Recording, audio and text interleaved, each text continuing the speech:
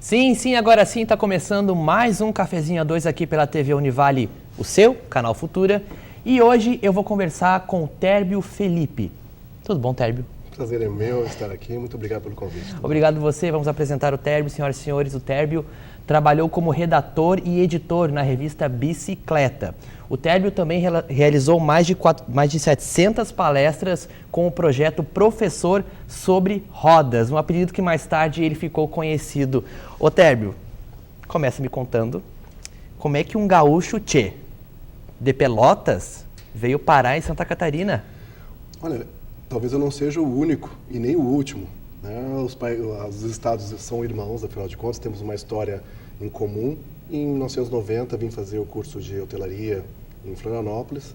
Já havia descoberto as belezas de Santa Catarina, que não são poucas, muito pelo contrário, são várias. E aí, residi em Florianópolis por alguns anos. Tive a oportunidade de conhecer o interior do estado e ver que não é só o litoral, o estado é pleno de possibilidades e acabei ficando.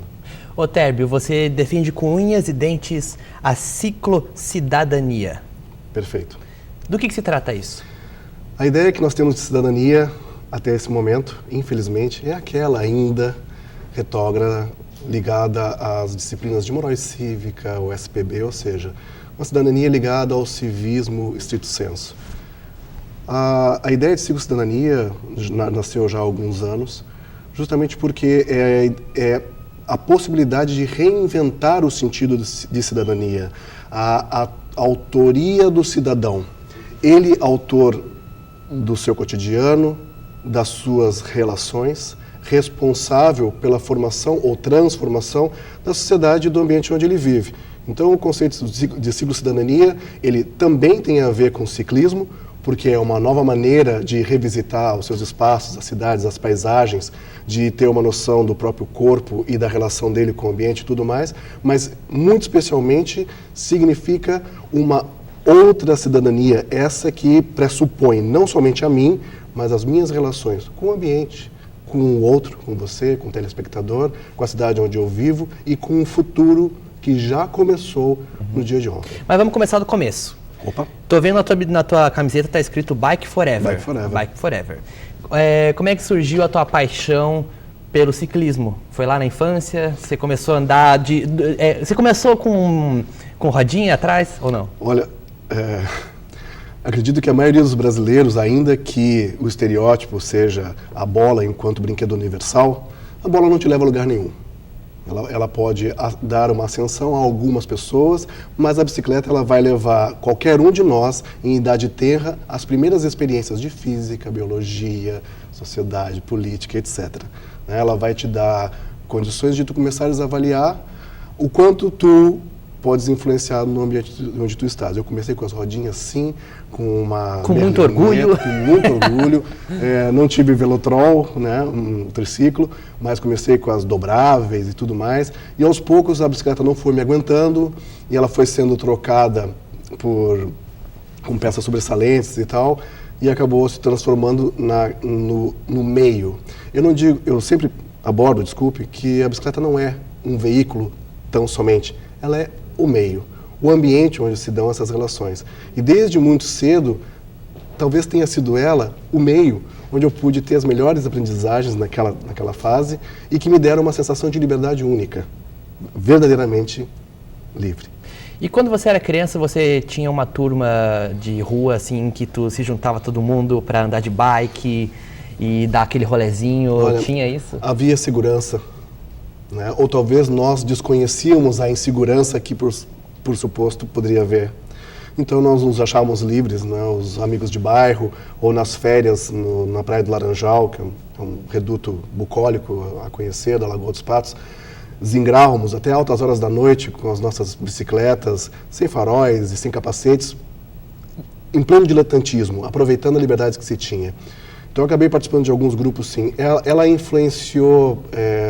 Lucas, possivelmente nas melhores experiências que eu tive naquele momento. Alguém vai dizer... Que você diz na tua infância? Na infância. Por conta de que, por limitações próprias, eu talvez não pudesse ter a mesma sorte no futebol, ou no basquete, ou em outros esportes e tal. E a bicicleta, mais do que um esporte, era a minha maneira de ir até alguém. Ir ao encontro de algo, fosse um museu, fosse uma praça, fosse um monumento, ou fosse um outro grupo de amigos que estaria, né, em outro lugar, em outro momento. Você lembra como é que era a tua primeira bicicleta? Eu lembro, sim, era uma Monareta, azul calcinha, com uma buzina bastante irritante, e que não era tão veloz, né? Eu era bastante gordinho, então digamos que zingrar com a bicicleta pelo bairro, pelas ruas de pedra do bairro, era uma aventura. E é claro que, como todo moleque, nunca ficaram somente nas duas rodas, né? Empinar, saltar e tudo mais. Lembro dela e ela durou o suficiente para me fazer entender bastante sobre física. Ô, Térbio, agora tu vai me contar como é que surgiu o teu apelido Professor sobre Rodas. É uma coisa que ficou muito marcado, né, em você. Você é conhecido como Professor sobre Rodas. Por sorte, graças ao merecimento, não sei qual dos três. Os três. Tomara que sim. Esse codinome não fui eu que criei, ele me foi brindado quando eu vivia em Minas Gerais, por conta da minha trajetória enquanto professor de hotelaria, turismo, etc. Eu vinha trabalhar numa universidade onde a professora do curso, que inclusive é aqui de Brusque, a família Schlindwein, Christine Schlindwein, propiciava que nós pudéssemos reinterpretar os mercados, né, e mostrar para os alunos que haveriam outras formas de atuar no turismo, que não somente aquelas commodities, né, que encontram-se em pacotes. Eu então comecei a favorecer, junto com outros colegas, a possibilidade de usarmos a bicicleta para conhecer. A bicicleta enquanto veículo de conhecimento, né? Realizei uma viagem ao Chile, à fronteira do Chile com a Argentina, usando a fronteira do Paraguai, né, a Ruta 12, passando por várias paisagens incríveis, mas principalmente por pessoas especiais. Foram elas e o caminho que me deram condições de avaliar que a minha autoria enquanto professor merecia mais do que uma sala de aula com paredes. E acabou que ao final dessa trajetória, de 2.400 quilômetros em 32 dias, depois de ter emagrecido quase 16 quilos, ao voltar, uma aluna do curso de jornalismo da Universidade de Uberaba, sim, ela resolveu, por um trabalho acadêmico, de escrever no jornal Revelação, que é um jornal da Universidade de Uberaba, sobre nós. E justamente ela usou o termo professor sobre rodas na abertura da matéria. E ela inclusive foi a que gerou a primeira matéria nossa em revistas. Logo depois partiram para meio ambiente e turismo, etc. Então eu tenho muito a agradecer ao curso de jornalismo por conta de como formaram alunos como ela, como a Graciela, que nos deram essa oportunidade de estar levando à frente mais do que o Térbio enquanto pessoa. Eu acho que o homem, ele passa, a ideia fica. Então existem vários professores sobre rodas hoje no Brasil. Você pode morrer, mas o teu ideal continua vivo, sim, né? Sem dúvida. Mais do que qualquer um de nós, a herança do que nós fazemos é o que fica. E é o que nós todos queremos que fique, não? Então, a questão do professor sobre rodas foi um brinde, foi um presente que eu ganhei, e eu tive que assumir essa alteridade, não deixa de ser eu, afinal de contas, e levar as salas de aula de ensino médio públicas. As palestras. As palestras, exatamente. Você realizou mais de 700 palestras, Mais de 700 palestras. Até na Argentina. Sim. Não foi? E essas 700 palestras, qual assim que tu mais lembra, qual que mais te marcou, qual que mais te emocionou? Porque você emociona os alunos ao falar das suas experiências. Mas e qual que te emocionou? Sim, recentemente, eu poderia falar de inúmeras, Lucas. Eu te confesso que essas palestras, eu ganho mais do que eu brindo. Você não ganha nada para fazer? Não, são voluntárias. São voluntárias. Então, eu poderia citar inúmeras, mas eu vou citar uma, já que você falou no Café Impresso, que teve o carinho de fazer a matéria, aqui no município de Timbó, muito proximamente nosso, no Vale Europeu, que é um dos únicos circuitos realmente para cicloturismo no Brasil, extremamente bem conhecido. Na Escola Rui Barbosa, eu tive a condição de falar para cegos e para surdos mudos. Então, a tradução e a emoção das professoras ao se comunicar em Libras com, né, os deficientes auditivos, foi assim fantástico, porque era como se eu estivesse vendo a mim mesmo contando essa história. Então, posso te garantir que foi muito mais difícil saber que havia não uma interpretação, mas alguém estava corporificando tudo o que eu dizia e tentando traduzir numa linguagem que, infelizmente, eu não domino. Você falou aí da matéria do Café Impresso. Sim. A matéria, ela abre dizendo que você é um defensor de uma cidade para todos. O título da matéria é essa. Sim. O que é uma cidade para todos? E daí aproveito para te perguntar se você se considera um cara socialista, politicamente. Começando pela segunda pergunta, eu não me considero um cara socialista, eu me considero um cara humano. Eu acredito, sinceramente, que os sistemas, todos eles são falhos, porque são feitos por nós. Mas eu prefiro acreditar na beleza humana, no coração humano, do que acreditar num sistema. O capitalismo, o comunismo, o socialismo e outros tantos vão sempre defender o controle de alguém sobre alguém. Né? Enquanto formos humanos, eu vou aceitar o que você tem de melhor, você vai aceitar o que eu tenho de melhor e a gente vai deixar para lá aquilo que não é tão bom. Então, essa ideia de aceitar uma cidade para todos vem dessa visão de que eu tento me considerar uma pessoa realmente humana ou humanística nas suas ações. A cidade para todos é aquela que não é absolutamente excludente. Veja bem, não vou entrar profundamente no assunto mobilidade, a ideia não é essa.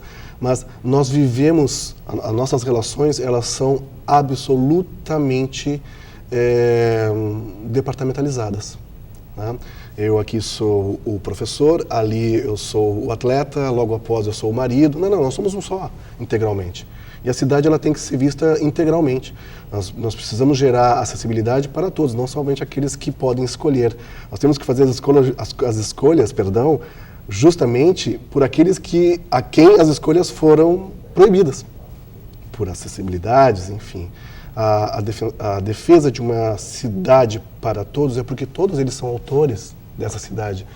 Não só aqueles sujeitos que a fazem dentro de uma ideia estereotipada de cidadania. Eu acredito sim que a pluralidade nossa na cidade é a que faz mais bonita, mais segura ou menos segura ou mais suja e tudo mais. A cidade é um reflexo do cidadão, senão não teríamos esse nome, digamos assim. Ao defender uma cidade para todos, eu defendo o transporte público de qualidade, eu defendo a escola pública, eu defendo as ações cooperativadas, eu defendo o silêncio ao invés da fala, justamente porque é nesse espaço, é nesse tecido urbano que se dão as maiores e fantásticas experiências nossas. Sozinho, numa paisagem, eu talvez não tenha tantas experiências do que aqui conversando com você ou com alguma pessoa tomando cafezinho. Tomando cafezinho. E daqui a pouco a gente vai tomar mais cafezinho, que eu tenho mais perguntas para te fazer. Só um minutinho, tá? Okay. Daqui a pouco a gente volta com mais Cafezinho 2. Hoje eu estou conversando com o Térbio Felipe, o professor sobre rodas. Daqui a pouco a gente volta, não sai daí. De volta com o Cafezinho 2 e hoje eu recebo o Térbio Felipe, conhecido como o professor sobre rodas. Térbio, você já teve carro? Já. E aí? Eu não sou contra carro, sou a favor da bicicleta. Aliás, eu e a grande parte da maioria das pessoas que participam desse movimento pró-ciclo-cidadania. Nós somos a favor do transporte público, como eu disse, mas somos a favor também das calçadas mais largas, para as pessoas poderem caminhar. Somos a favor do pedestrianismo, que as pessoas continuem indo curtas distâncias a pé. Sou a favor do carro também, porque ele é uma obra fantástica, um veículo inteligente, mas que deve ter o seu uso também de forma inteligente. Tem pessoas que saem de casa para ir na padaria de carro e querem parar na frente. Então, eu sou absolutamente contra o uso irresponsável e com boa falta de inteligência do automóvel. Uma vez eu tinha um professor que ele levou a namorada dele para um motel de bicicleta. Aí ele ficou conhecido como o professor... Bom, não vou falar o nome dele agora que ele pode estar assistindo. Mas daí ele ficou com um apelido assim, muito forte a respeito desse acontecimento. Mas enfim, ô Térbio, me conta como é que a bicicleta ela pode ser um meio de intervenção contra o turismo sexual e a exploração infantil. Como é que a bike pode acabar com isso? Ou pode ajudar a diminuir?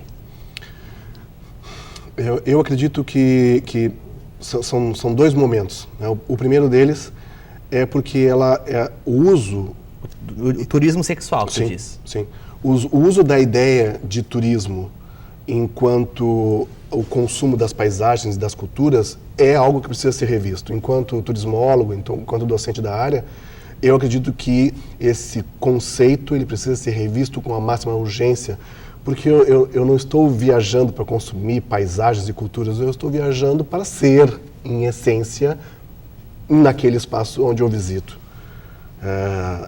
A ideia de consumo é bastante equivocada, até porque nós estamos numa troca, não efetivamente no consumo. O Brasil, historicamente, tem um legado infeliz quanto à exploração das pessoas menos favorecidas. É lógico que nós observamos as manchetes e tudo mais e vemos que são as pessoas que vivem em situações de risco as que são imediatamente afetadas pela inundação, pelo furacão, pela seca, mas também pela ação irresponsável de quem consome esses espaços. O Brasil é reconhecido, infelizmente, por ser um destino de turismo sexual. A Embratur, há 40 anos atrás, quando iniciou suas atividades, mais de 40 anos atrás, perdão, 1960, infelizmente fazia a promoção do Destino Brasil com mulatas, né, ou seja, o exotismo da beleza da mulher, samba, suor, cerveja e sexo. E esse estereótipo, querendo ou não, foi aceito e passível de gerar uma demanda. Não? Saímos dos grandes centros e fomos para as periferias dos estados nordestinos, onde o risco é extremamente maior e a ignorância, no sentido da palavra como deve ser entendido, a ignorância também é grande. Então, o turismo visto como consumo, ele é equivocado. E o turismo sexual é o mais doentio dos equívocos. A Itália é um dos principais destinos desse tipo de... que eu não ouso nem chamar de turista, né, de viajante, né, que vem aqui justamente usar dessa situação de debilidade, de fraqueza que algumas comunidades se encontram, onde, infelizmente, alguns jovens, bastante jovens, eu estou falando em crianças de 8, 10, 12 anos, são vendidos por um prato de comida. Então, essa ideia da bicicleta, por exemplo, só para fazer o link, da ideia como uma promotora do combate a esse tipo de indiferença, tá? É porque a ideia que se tem no Brasil do uso da bicicleta é que pobre usa a bicicleta. Infelizmente, também é um outro equívoco. Não, a bicicleta não é veículo de pobre. Infelizmente, veículo de pobre ainda é o transporte público de péssima qualidade, onde as pessoas vão suando, não chegam no horário, não saem no horário, você não sabe se você vai chegar inteiro, as tarifas são cada vez mais altas, no ar-condicionado, você senta quase numa caixa. Então, há essa tremenda falta de sensibilidade para a ideia do quanto a bicicleta pode ser um veículo de lazer, de interação, de sociabilidade. E nesses espaços, é ela talvez que vai dar a primeira oportunidade para essas crianças de ver algo além da sua crise, ver algo além do seu problema. Desculpa se eu estou me fazendo longo, mas a ideia está associada a ideia de turismo sexual no Brasil está associada a esse equívoco de conceito que nós, infelizmente, insistimos em reforçar. Desculpe, mas eu preciso não, peço dizer... desculpa, por favor, fale. Preciso dizer. Ainda bem, e essa é a minha opinião, eu não preciso estar certo. Ainda bem que Santa Catarina não foi brindada com jogos da Copa do Mundo aqui. Senão nós veríamos muito mais do que acontece em Florianópolis e em outros centros. E o que acontece em Florianópolis? Infelizmente, o turismo sexual desde sempre. Não esperando que um evento de tal magnitude como uma Copa ou como uma Olimpíada seja a oportunidade para esse tipo de violência contra a família, contra o ser humano e contra a ideia de uma outra cidade realmente mais humana. A Demetra Onlus, que é a organização que eu faço parte e coordeno aqui as atividades de promoção de eventos esportivos ligados à bicicleta, que justamente tentem fazer frente dando um testemunho do quanto nós estamos contrários a esse tipo de prática do turismo sexual. E justamente porque nós acreditamos que os moleques desengrando nas suas bicicletas, eles não vão ter tempo, ou melhor dizendo, eles vão criar outros valores que infelizmente talvez a família não tenha dado. Nesses espaços e nesses grupos extremamente heterogêneos, diferenciados e interdisciplinares, que são os grupos de bicicleta, onde eles poderão ter um outro tipo de formação, sim, que é empírica, é da experiência, mas vale para a vida. Em 2005, você realizou uma cicloviagem, que você falou ali antes no primeiro bloco, da fronteira da Argentina até o Chile. Quais foram as outras cicloviagens que você fez e como é que você se prepara para viajar de bike? Deve ser muito louco, né? Literalmente. Mais louco é quem me diz que não é feliz. Eu sou feliz. Esse é um dos motes das palestras que eu realizo.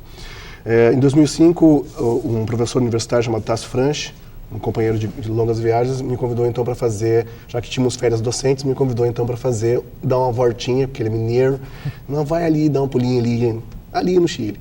E realizamos então essa viagem em 32 dias, 2.400 quilômetros. Depois eu não consegui parar mais. Tá?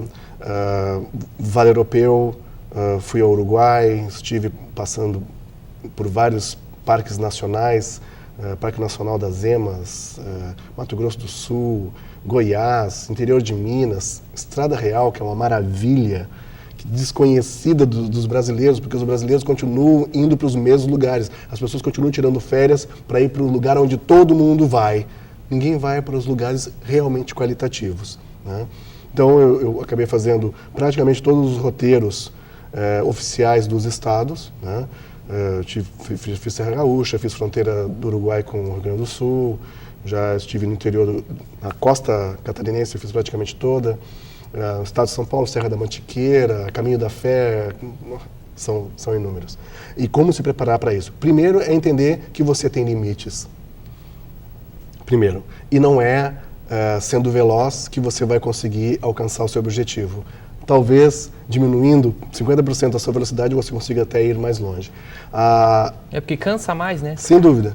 Nós levamos em torno de 40 quilos de equipamentos e bagagens nos alforjes. Nós pedalamos muitas vezes em locais que são arriscados por conta de não ter um acostamento ideal. Às vezes nas estradas vicinais de terra, estamos à própria sorte com cachorros de raça soltos, que são um risco tremendo, às vezes não há celular, enfim. Mas principalmente entender que o caminho é que mostra como você deve percorrê-lo.